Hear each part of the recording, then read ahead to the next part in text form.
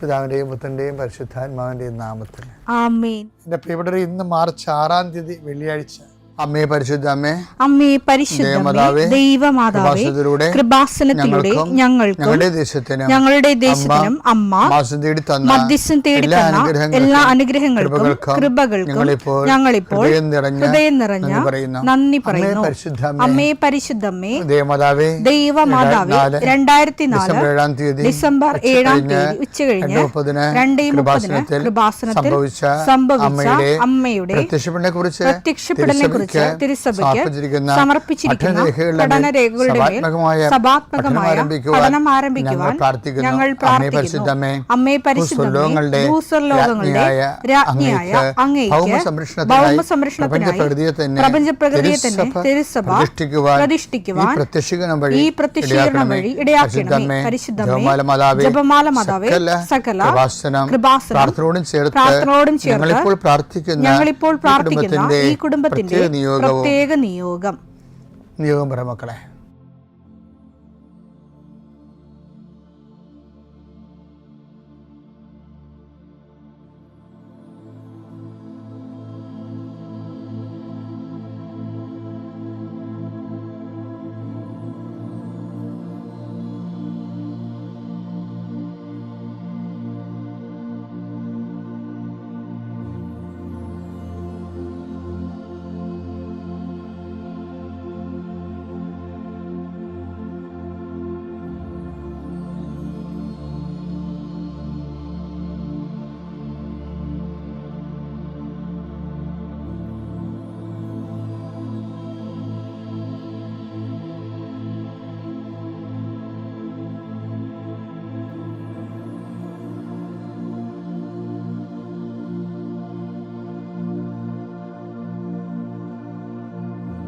അമ്മയുടെ പ്രത്യക്ഷീകരണത്തിന്റെ ഈ അനുഗ്രഹവേളയിൽ ഞങ്ങൾക്ക് സാധിച്ചു തരുവാൻ കനിയണമേ. ആമേൻ. വിശ്വാസ പ്രമാണം. സർവശക്തനായ പിതാവും ആകാശത്തിന്റെയും ഭൂമിയുടെയും സൃഷ്ടാവുമായ ദൈവത്തിൽ ഞാൻ വിശ്വസിക്കുന്നു. അവിടുത്തെ ഏകപുത്രനും ഞങ്ങളുടെ കർത്താവുമായ ഈശോമിശിഹായിലും ഞാൻ വിശ്വസിക്കുന്നു. ഈ പുത്രൻ പരിശുദ്ധാത്മാവിനാൽ ഗർഭസ്ഥനായി കന്യകാമറിയത്തിൽ നിന്ന് പിറന്ന് പൊന്തിയോസ് പീലാത്തോസിന്റെ കാലത്ത് പീഡകൾ സഹിച്ച് കുരിശിൽ തറയ്ക്കപ്പെട്ട് മരിച്ച് അടക്കപ്പെട്ട് പാതാളങ്ങളിൽ ഇറങ്ങി മരിച്ചവരുടെ ഇടയിൽ നിന്ന് 3-ാം നാൾ ഉയർത്ത് സ്വർഗത്തിലേക്ക് എഴുന്നള്ളി സർവശക്തിയുള്ള പിതാവായ ദൈവത്തിന്റെ വലതുഭാഗത്തിരിക്കുന്നു. അവിടെ നിന്ന് ജീവിക്കുന്നവരെയും മരിച്ചവരെയും വിധിക്കുവാൻ വരുമെന്നും ഞാൻ വിശ്വസിക്കുന്നു. പരിശുദ്ധാത്മാവിലും ഞാൻ വിശ്വസിക്കുന്നു. വിശുദ്ധ കത്തോലിക്കാ സഭയിലും പുണ്യവാന്മാരുടെ ഐക്യത്തിലും പാപങ്ങളുടെ മോചനത്തിലും ശരീരത്തിന്റെ ഉയർപ്പിലും നിത്യമായ ജീവിതത്തിലും ഞാൻ വിശ്വസിക്കുന്നു. ആമേൻ. സുഖസ്ഥനായ ഞങ്ങളുടെ പിതാവേ, അങ്ങയുടെ നാമം പൂജിതമാകണമേ. അങ്ങയുടെ രാജ്യം വരണമേ. അങ്ങയുടെ തിരുമനസ് സ്വർഗത്തിലെ പോലെ ഭൂമിയിലും ആകണമേ. അന്നു വേണ്ടുന്ന ആഹാരം ഇന്ന് ഞങ്ങൾക്ക് തരണമേ. ഞങ്ങളോട് തെറ്റ് ചെയ്യുന്നവരോട് ഞങ്ങൾ ക്ഷമിക്കുന്നത് പോലെ ഞങ്ങളുടെ തെറ്റുകൾ ഞങ്ങളോടും ക്ഷമിക്കണമേ. ഞങ്ങളെ പ്രലോഭനത്തിൽ ഉൾപ്പെടുത്തരുതേ, തിന്മയിൽ ഞങ്ങൾ രക്ഷിക്കണമേ. ആമേൻ. നന്മ നിറഞ്ഞ മറിയമേ, സ്വസ്തി. കർത്താവ് അങ്ങയുടെ കൂടെ സ്ത്രീകളിൽ അങ്ങ് അനുഗ്രഹിക്കപ്പെട്ടവളാകുന്നു. അങ്ങയുടെ ഉദരത്തിൻ ഫലമായി ഈശോ അനുഗ്രഹിക്കപ്പെട്ടവനാകുന്നു. പരിശുദ്ധ മറിയമേ, തമ്പുരാന്റെ അമ്മേ, പാപികളായ ഞങ്ങൾക്ക് വേണ്ടി ഇപ്പോഴും ഞങ്ങളുടെ മരണസമയത്തും തമ്പുരാനോട് അപേക്ഷിക്കണമേ. ആമേൻ. കർത്താവേ, നിന്റെ ഉന്നതമായ നാമത്തിന് സ്തോത്രം ചെയ്യുന്നു. കർത്താവേ, നിന്റെ വിശുദ്ധ പൗരോഹിത്യത്തെ മഹത്വപ്പെടുത്തണമേ. കർത്താവേ, സഭയിലുള്ള സാന്നിധ്യം പ്രകടമാക്കണമേ. കഴിഞ്ഞ ദിവസങ്ങളിൽ ഒരു മോള് പറഞ്ഞു സാക്ഷ്യം പറയുമ്പോൾ, അച്ഛൻ്റെ പ്രാർത്ഥന കൂടാതെ ഞങ്ങൾ പുറത്തിറങ്ങാറില്ലെന്ന്. അപ്പം അങ്ങനെ ആയിരക്കണക്കിന് മനുഷ്യരല്ലേ ഈ പ്രാർത്ഥന കേൾക്കുന്നത്. ഞാൻ അവരെല്ലാം ഇപ്പോൾ സമയത്ത് ഓർക്കുകയാണ്. ഈ പ്രാർത്ഥന കാത്തിരുന്ന് ശിരസമിച്ച് ഈ ആശീർവാദം സ്വീകരിച്ചുകൊണ്ട് കർത്താവിൻ്റെ നാമത്തിൽ നീ പോകുന്നിടത്തെല്ലാം I will come with you wherever you go. നീ പോകുന്നിടത്തെല്ലാം നിന്നോടുകൂടി ഞാൻ ഉണ്ടാകുന്ന നല്ല ചില കർത്താവിൻ്റെ വാഗ്ദാന പ്രകാരം ദൈവവേദനെ നിന്റെ ഉച്ചയും മൂർത്താവിൽ കർത്താവ് ചുംബിക്കുകയും തൻ്റെ അണിപ്പെടുതാകുന്ന അത്ഭുതകരം കൊണ്ട് നിന്റെ കൈകളെ കർത്താവ് ഷെയ്ക്ക് ചെയ്യുകയും നിനക്ക് കർത്താവ് ആശംസകൾ നേർന്നുകൊണ്ട് നിന്റെ ജീവിത വഴികളിൽ നീ എവിടെ പോയാലും ആരെ കണ്ടാലും അവിടെ എല്ലാം കർത്താവ് നിറഞ്ഞു നിൽക്കാനും മാതാവിൻ്റെ മധ്യസ്ഥം നിനക്ക് ലഭിക്കാൻ ഇടയാക്കണമെന്ന് പ്രാർത്ഥിക്കുന്നു. കുഞ്ഞുങ്ങൾ എഴുതാൻ പോകുന്ന പരീക്ഷകളുടെ മേൽ അച്ഛൻ പ്രാർത്ഥിക്കുന്നു. അവർക്ക് കൂടെ പാടുള്ള വിഷയങ്ങൾ കുഞ്ഞുങ്ങൾ പരീക്ഷയ്ക്ക് വരുമ്പോൾ, എന്നെ കാണാൻ വരുമ്പോൾ എൻ്റെ ചെവി പറയും മാത്സ് പാടാണ്, ഇംഗ്ലീഷ് പാടാണ്, അത് കുറേ വിഷയങ്ങൾ പറയും. അപ്പം അവർക്ക് പേടിച്ചിട്ടാണ് അവർ പറയണത്. അങ്ങനെ പേടിയുള്ള കുഞ്ഞുങ്ങളെ ഞാൻ അമ്മയ്ക്ക് ഏൽപ്പിക്കണം ഇപ്പോഴേ. അമ്മേ, അവിടെ കഴിവിനേക്കാൾ ഉപരി അവിടെ അമ്മയുടെ പ്രത്യേക അനുഗ്രഹം കൊണ്ട് കുഞ്ഞുങ്ങൾ ആ കടമ്പുകളെല്ലാം കടന്നു വരാൻ അവരെ അനുഗ്രഹിക്കണം.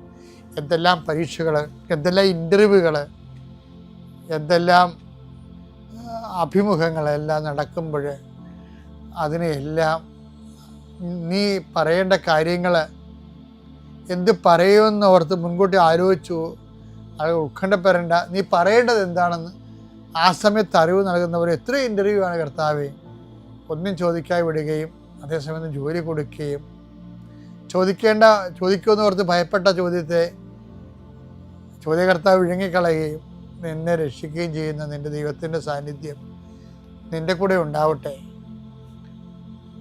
കർത്താവേ, വലിയ യാത്ര പോകുന്നവരെ ആശീർവദിക്കുന്ന ഈശോയെ, അവർ കയറുന്ന വിമാനം, ഇപ്പം നടക്കുന്ന യുദ്ധങ്ങൾ എത്രയും വേഗം അവസാനിച്ച് ലോകം സമാധാനപൂർണ്ണമാക്കണം കർത്താവ്. യുദ്ധം ചെയ്യുന്നവരറിയുന്നില്ല.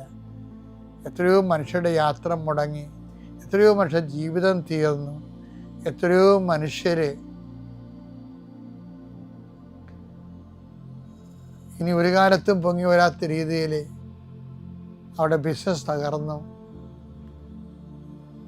അവരുടെ ജീവിതത്തിൻ്റെ താളം തെറ്റി ജീവിതത്തിന് ഭ്രാന്തി പിടിച്ച പോലെയാകുന്നു. കർത്താവേ, അങ്ങനെയുള്ള എല്ലാ തിന്മകളിൽ നിന്നും യുദ്ധം മൂലം ഉണ്ടാകുന്ന കെടുതികളിൽ നിന്നും കർത്താവിൻ്റെ നാമത്തിൽ നിങ്ങൾ സംരക്ഷിക്കപ്പെടട്ടെ.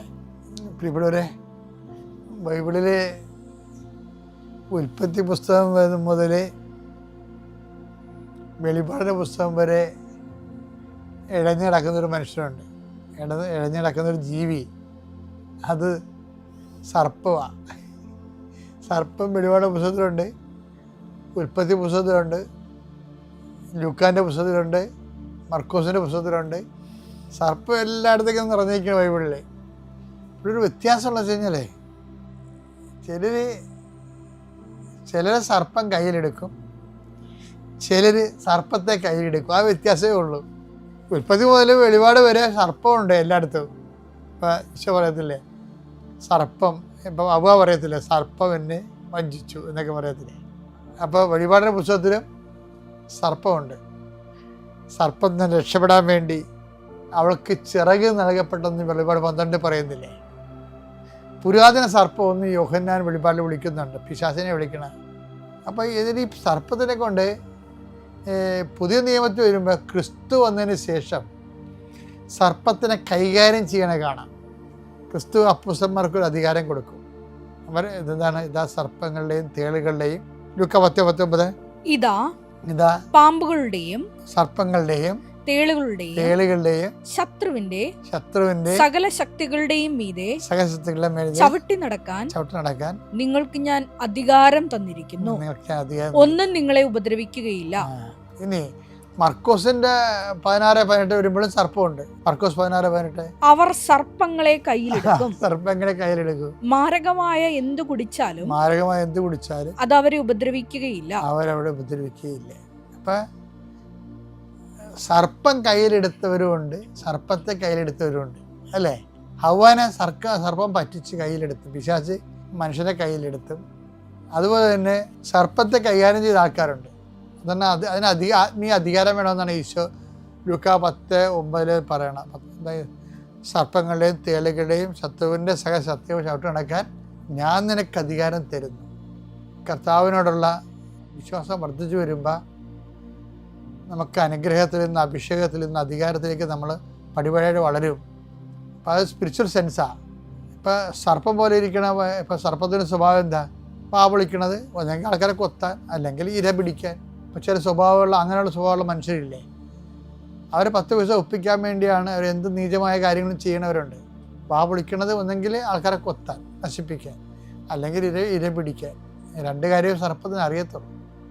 അപ്പോൾ ഇങ്ങനെയുള്ള ആൾക്കാരെ നമ്മൾ നമ്മുടെ കമ്പനികളിലും സ്കൂളിലും എല്ലായിടത്തും നമുക്കിങ്ങനെയൊക്കെയുള്ള ഈ സ്വഭാവമുള്ള ആൾക്കാരെ കണ്ടെത്താൻ കഴിയും.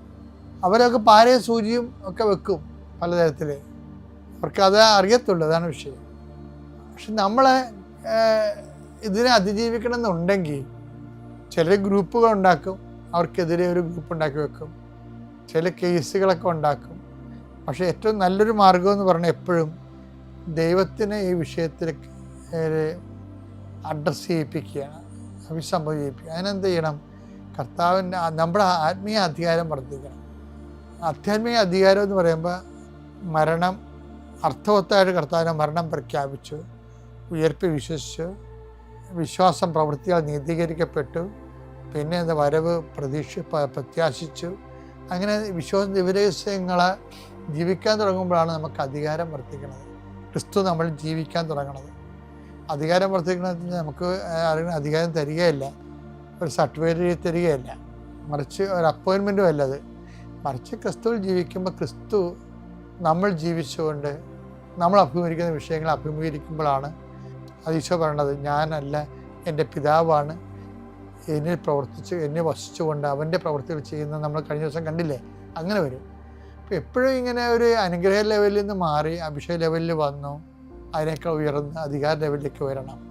സർപ്പങ്ങളെ കീഴടക്കാൻ അതാണ് മാർഗം. അപ്പോൾ നോൻപ് കാലം പറ്റിയൊരു കാലമാണ്.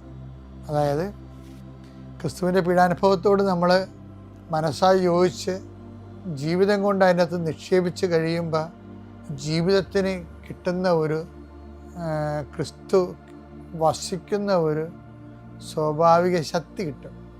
അപ്പോൾ പലരും സാക്ഷ്യം പറയുമ്പോൾ എന്താ പറയണത്, എൻ്റെ ഉള്ളിൽ നിന്നുകൊണ്ട് കർത്താവ് പറഞ്ഞു, അല്ലെങ്കിൽ സഞ്ചാരി മാതാവ് പറഞ്ഞു എന്ന് പറയും. അപ്പോൾ ആ സിറ്റുവേഷനെ ഹാൻഡിൽ ചെയ്യണവർ അവരൊറ്റക്കായിരിക്കും, വേറെ രാജ്യത്തായിരിക്കും, പക്ഷേ ദൈവം അവരുടെ കൂടെ ഉണ്ട്. ആ സിറ്റുവേഷൻ അവർ അധികാരത്തോടെ തന്നെ കൈകാര്യം ചെയ്യും. ഉടമ്പടി പോലെ മനുഷ്യൻ്റെ അധികാരം വർദ്ധിപ്പിക്കാൻ നല്ലത് ദൈവം വസിക്കുന്ന ഒരു വ്യക്തിയാക്കി മാറ്റാൻ ഏറ്റവും മാതൃകയായിട്ടുള്ളൊരു ദൈവിക പദ്ധതിയാണ് ഉടമ്പടി. ഇനി ഉടമ്പടിയിലാണെങ്കിൽ അനുഗ്രഹത്തിന് തലം വിട്ട് അഭിഷേകതലം വിട്ട് അധികാരത്തിലേക്ക് പ്രവേശിക്കാൻ വേണ്ടി നിന്റെ ജീവിതം പുനഃക്രമീകരിക്കാൻ ദൈവം സഹായിക്കട്ടെ. പിതാവിൻ്റെയും പുത്രൻ്റെയും പരിശുദ്ധാത്മാവിൻ്റെയും നാമത്തിൽ.